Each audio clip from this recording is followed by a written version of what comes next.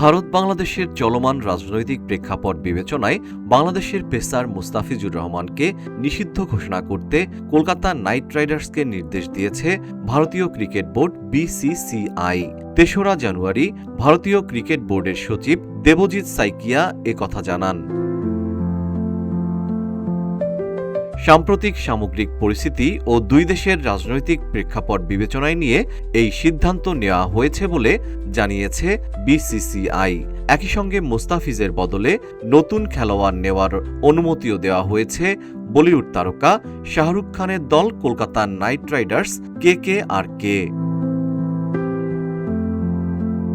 ১৬ December অনুষ্ঠিত আইপিএলের mini নিলামে ৯ কোটি ২০ লাখ রুপিতে মুস্তাফিজুর রহমানকে দলে ফেরায় কলকাতা নাইট রাইডার্স। নিলামে চেন্নাই সুপার কিংস ও কেকেআরের মধ্যে মুস্তাফিজকে নিয়ে তীব্র দর কষাকষি হয়। শেষ পর্যন্ত কেকেআরই তাকে দলে নেয়। এর মাধ্যমে আইপিএলের ইতিহাসে কোনো বাংলাদেশি ক্রিকেটারের সর্বোচ্চ দামে বিক্রির রেকর্ড গড়েন মুস্তাফিজ। তবে নিলামের পর থেকেই বিষয়টি ঘিরে ভারতের রাজনৈতিক বিতর্ক দানা বাঁধে। কেকেআরের সিদ্ধান্তের বিরুদ্ধে সোচ্চার হন বিভিন্ন রাজনৈতিক ও ধর্মীয় ব্যক্তিত্ব।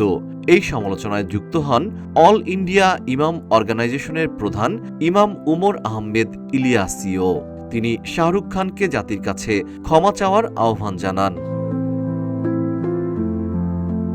সব মিলিয়ে রাজনৈতিক চাপ, কূটনৈতিক টানাপোড়েন এবং ক্রমবর্ধমান সমালোচনার মধ্যেই শেষ পর্যন্ত বিসিসিআই হস্তক্ষেপ করল।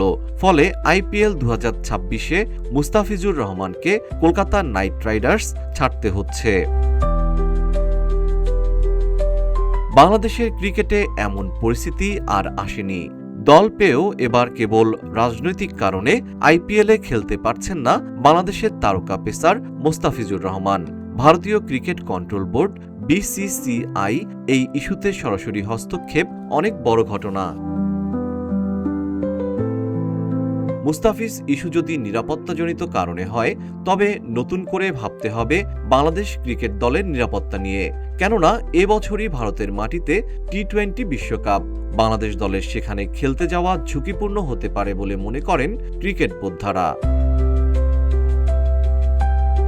স্বাভাবিকভাবেই সবাই অপেক্ষায় আছে বাংলাদেশ ক্রিকেট বোর্ড বিসিবির প্রতিক্রিয়ার। তবে বিসিবি এখনও আনুষ্ঠানিকভাবে কোনো প্রতিক্রিয়া জানায়নি।